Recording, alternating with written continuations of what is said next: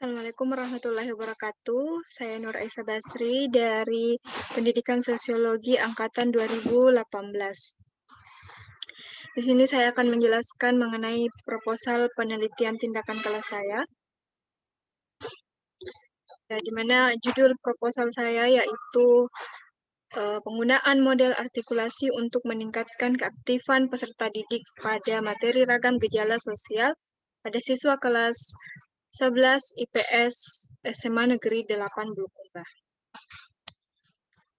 Jadi untuk latar belakang dari penelitian saya yaitu yang pertama karena adanya perilaku belajar yang tidak efektif seperti yang biasa kita lihat bahwa siswa kadang sibuk berbicara dengan teman kelasnya, kemudian ada siswa yang kurang tertarik dengan materi pembelajaran yang diberikan oleh guru, kemudian ada juga siswa yang tidak menggunakan media yang tepat ya ketika sedang belajar. Selain kelemahan dari siswa, ada juga kelemahan dalam proses pembelajaran itu sendiri. Seperti metode pendekatan pembelajaran yang tidak inovatif, ada juga guru yang hanya berpatokan menjelaskan melalui papan tulis, ya, kemudian kurangnya bimbingan ketika sedang memberikan tugas kepada siswa. Kemudian ada juga guru yang kurang mampu mengkondisikan kelas. Misalnya ketika sedang belajar, guru tidak memperhatikan seluruh siswa dan hanya menjelaskan di papan tulis saja. Ya, mengenai permasalahan-permasalahan tersebut, maka dengan itu kami menyarankan sebuah solusi yaitu dengan adanya model pembelajaran artikulasi, di mana siswa dapat ya, bertukar pikiran terkait pembelajaran tersebut dengan pasangannya, sehingga dengan pembelajaran kelompok ini yang hanya berdua diharapkan siswa bisa memahami dengan baik. Ya. Dari latar belakang tersebut, maka kami angkat rumusan masalah dari penelitian ini, yaitu bagaimana meningkatkan keaktifan siswa dengan menggunakan model artikulasi pada materi ragam gejala sosial. Kemudian tujuan penelitian dari penelitian kami yaitu untuk meningkatkan keaktifan siswa dengan menggunakan model artikulasi pada materi ragam gejala sosial. Selanjutnya, manfaat dari penelitian ini. Yang pertama tentunya bagi siswa, ya, penelitian ini dapat meningkatkan hasil belajar, keaktifan, dan pemahaman siswa terhadap materi ragam gejala sosial pada mata pelajaran sosiologi.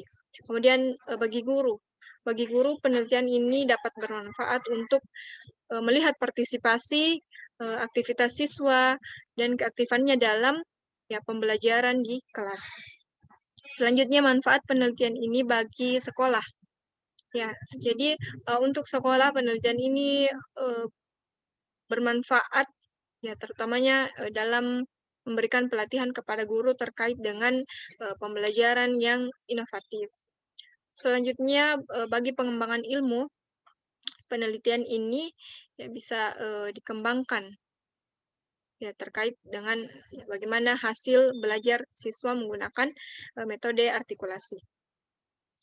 Selanjutnya di kajian teori, ya kajian teori yang kami angkat ya ada dua, yaitu mengenai perilaku belajar siswa yang akan ditingkatkan dan mengenai ya bentuk tindakan apa yang akan dilakukan.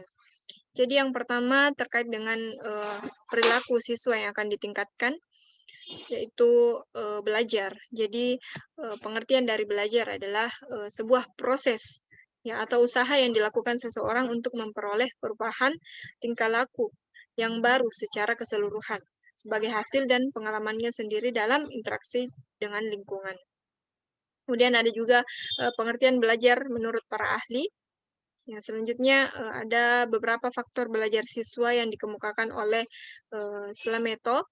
Yang pertama ada faktor internal siswa.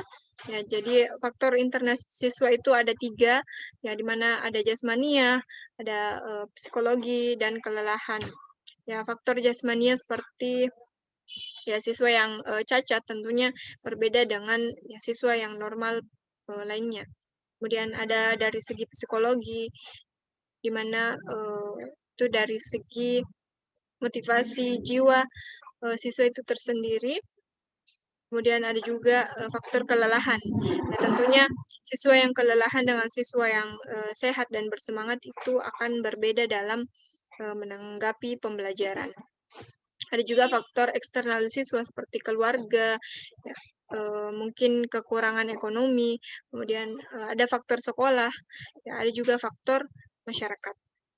Selanjutnya mengenai keaktifan belajar. Jadi keaktifan belajar adalah unsur dasar yang sangat penting ya dalam keberhasilan proses belajar.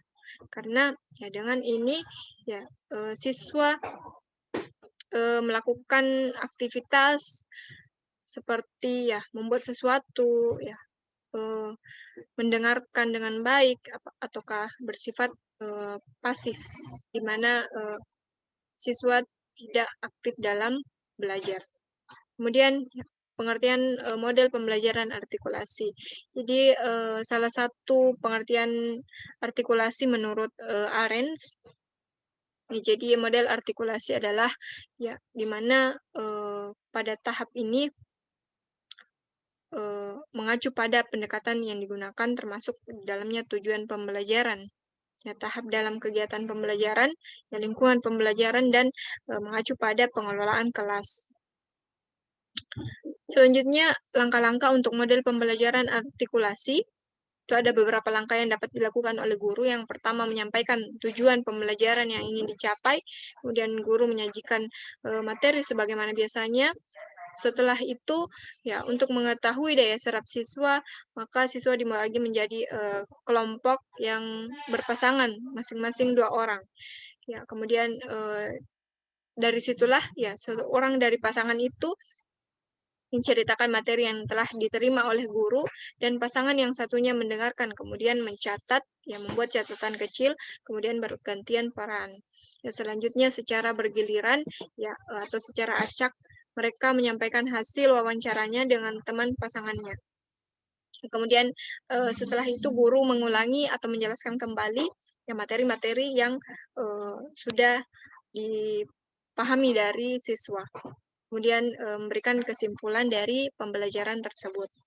Ya, selanjutnya rumusan hipotesis dari penelitian kami itu jika model pembelajaran artikulasi diterapkan, ya maka keaktifan siswa pada materi ragam gejala sosial dapat ditingkatkan.